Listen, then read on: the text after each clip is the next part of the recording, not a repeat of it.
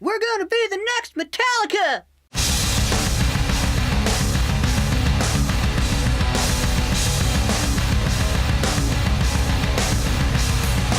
Forming a band. That stuff sucks. Forming a band is really hard.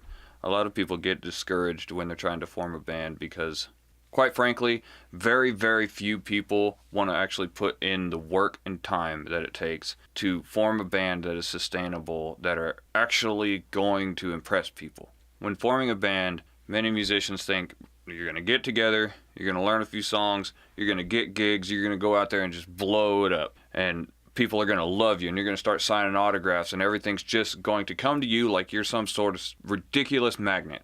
That is so far from the truth. So let me show you exactly how it's going to go. First off, if you're considering getting into a band, or you're looking for people who want to be in a band with you, I would say the number one rule is understanding you're going to sacrifice a shit ton of stuff in order to be in that band. And it's not a bad thing. If you really want to be in a band, you're going to want to sacrifice this stuff. If you have a TV show that you really love watching and you can't miss it because it's every Monday at 6 or 7 or Wednesday or what the hell ever, you're not going to be in a band. If a TV show is more important than band practice, don't even bother. You're just wasting people's time. You're wasting your time. It's bullshit. Just don't do it. I've dealt with the same people. You get into a band and they're gung-ho ready to go and you're feeling the fire and you're feeling, yeah, things are going great, and then you say, hey, you know, it's Monday, time to practice. And then that person says, oh, you know, I got this TV show, can't record it. Let's try next week. That's not gonna work at all. If you have a TV show that you love, or you're trying to be in a band and the person who contacts you or you contact them says that they have a TV show and they start putting stipulations, even if it's not a TV show, they start putting stipulations. Well, I can't this day, I can't that day, can't this, can't that. Nope, right then and there. You have to learn to sacrifice a lot of shit in order to be the band that you want to be. Because let me tell you something, Metallica, which I made the joke at the beginning of this video, and I'll talk a little bit more about that. Metallica did not get to where they are by watching their favorite TV show every week and practicing in the time where they were free. You're gonna bust your ass. You're gonna spend a lot of time working on music. It's not a fun, go out there and shit just starts coming to you sort of hobby. It's a job. If you want it to be your career, it's a job. Now, if you want to be that musician that never gets anywhere other than the coffee shop every other weekend or Saturday and you get paid $20, by all means, watch your TV show. But if you're serious about being in a band and you want to work with people, make sure that you're giving it the time, attention, and respect that it deserves. Only 2% of being in a band is looking like a badass on stage. Whenever you're on stage, usually you're playing a set that's about 40 minutes. On average. If you're headlining a show, you can play up to an hour and a half. Usually the minimum's about 20 minutes, maximum's about 45 minutes. Because if you're playing those hour and a half shows, then you don't need to watch this video, you already know what I'm about to say. On your Friday and Saturday nights, you're spending 20 minutes on stage or 40 minutes on stage performing. That's when you're in the lights, you feel awesome. You're like, oh yeah, people are looking at me, I'm the important person in the room. Whenever you're forming a band, what you don't think of is the 2 hours you're going to do getting shit together, loading up the vehicle, loading up the trailer, and then driving. If the venue is in the same town that you live in, that's great. Sometimes the venue's 9 hours away, so you have to leave the day before, or you wake up at 4 in the morning. You load your stuff up, you drive, then you unload. And whenever you unload, there's multiple bands playing with you, so their gear is there too. So you have to unload in this little area, make sure that all your stuff is organized and you're not encumbering on anybody else. So it's a lot of work. You're not going to get roadies and stagehands to take all your stuff down and put it all up and do your sound check for you right away. If you put your attention towards actually doing music and being in a band, one day you might get to that point, but it's not going to be that way starting out. So it takes a lot of time, a lot of energy to do that 20-minute or 40-minute set. Be prepared and be willing to do that. Know that your time as a musician and your career as a musician has only a fraction of it, including you on stage. The rest of it's work. And off of that work, your number one priority should be learning. And whenever I say learning, you might ask, well, what should I learn? Literally, there's nothing about the music industry that would be a waste of time. To learn it, to try to understand it, if you go through as much information as you can, you'll retain a very small percentage of it. But hearing the information over and over and over again, you'll become more well-versed. You'll become more saturated in the information, and it will prove to be beneficial in the long run. Learn, learn, learn.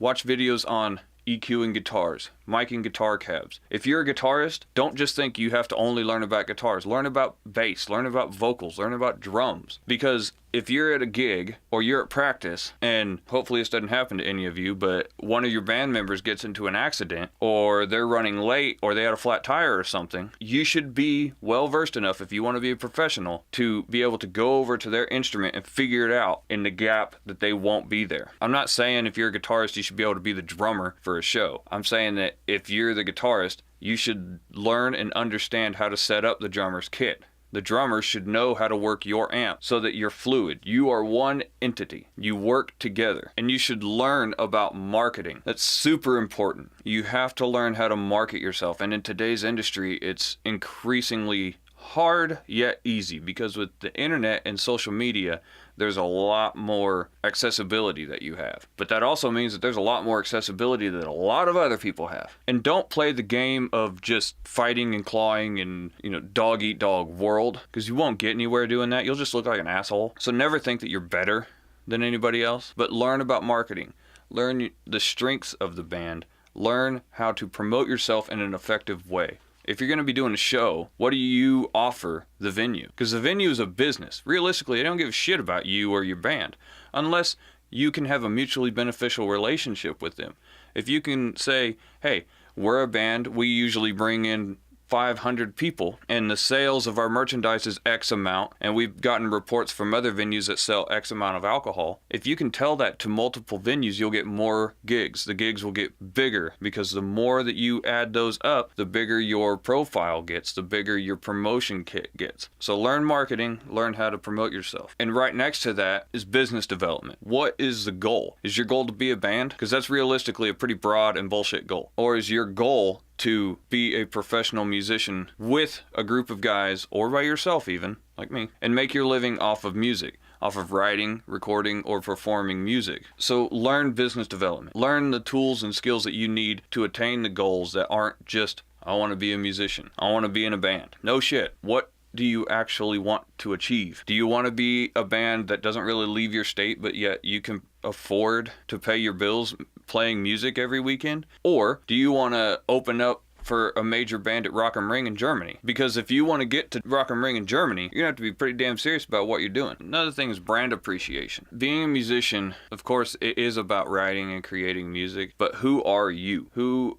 is your band? If you're just 5 guys or 4 guys or 3 guys or whatever, or gals, it's an all-inclusive term, whatever, and you're in a band, who are you? Do you have a logo? What is your brand other than being some humans who play music together? There's a bunch of other groups of humans that play music together. What separates you from them? The fact that you're really good? No, you could be really good. There's a shit ton of really good groups of humans that do the exact same thing. But look at Metallica. Look at Seven Dust. Look at Breaking Benjamin. Look at Slipknot. There's actually an example right there. Whenever Slipknot came out, there was another band that came out called Mushroomhead. Only one of them achieved huge success. You obviously know which one that is, because they were very similar whenever they initiated. The music style was similar. They both were bands of people who wore masks, and they had to focus on what made them different from one another. And Slipknot battled it out with Mushroomhead, and Slipknot came out on top. There was even a lawsuit in there, actually, I believe. But yeah, brand appreciation. Figure out who you are and what image defines who you are. And once you figure out who you are, you're going to have to make connections. You're going to have to reach out to people.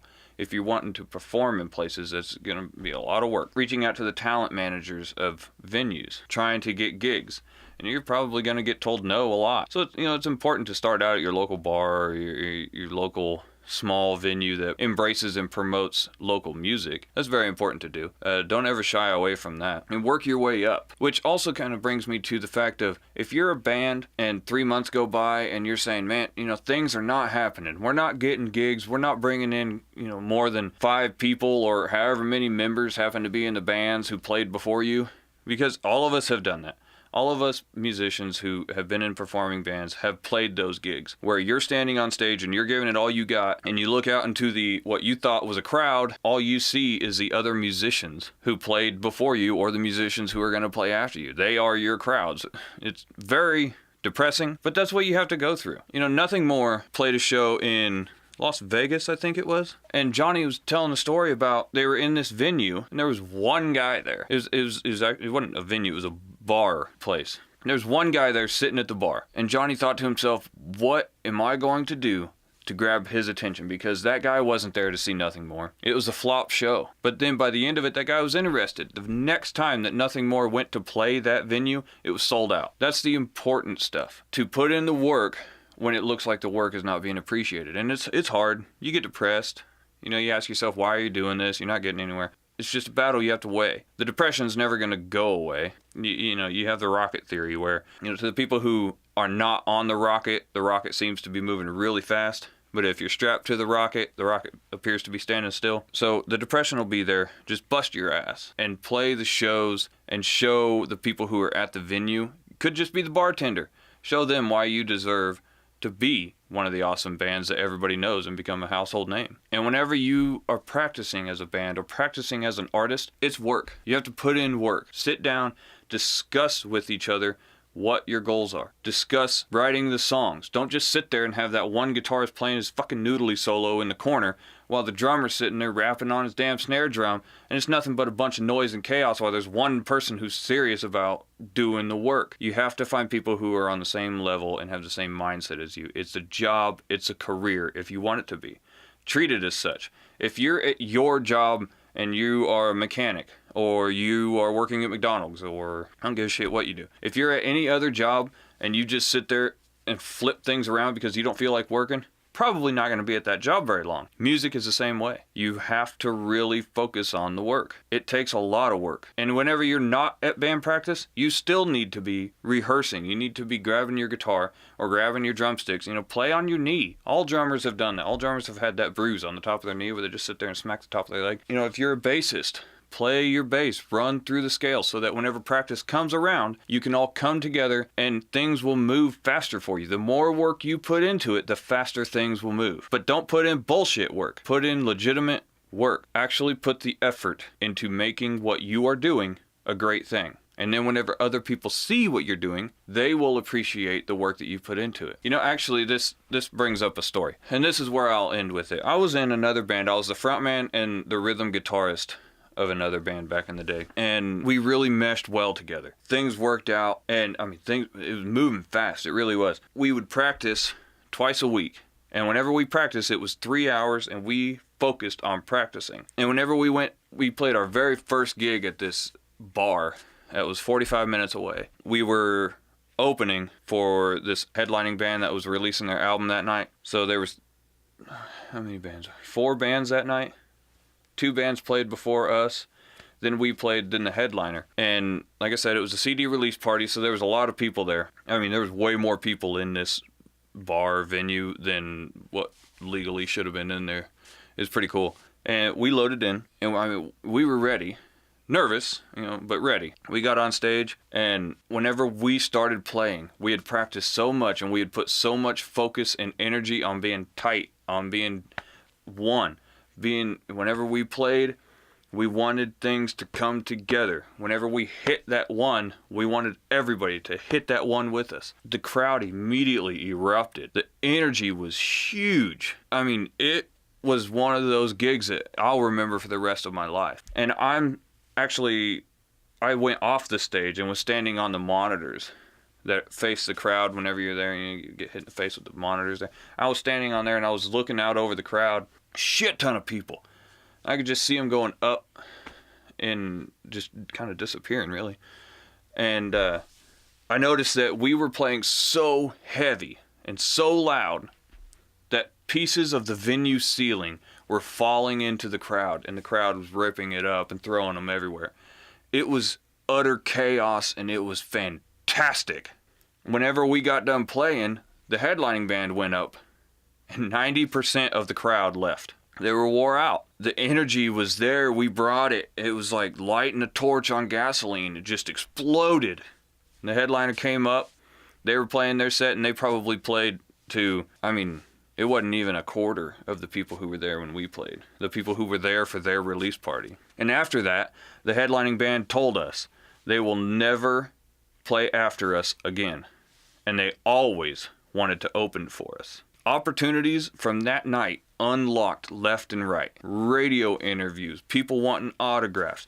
I mean, it was like I said, it's like being strapped to a rocket. It just took off. If you want to be a professional musician, that's the kind of dedication you have to put into it. You have to focus on practicing, focus on being tight, focus on bringing value to your musicians in your band, and collectively bringing one hell of an experience to those people coming to see you. Because if you do that, they're going to go home going, damn, they beat the shit out of that place.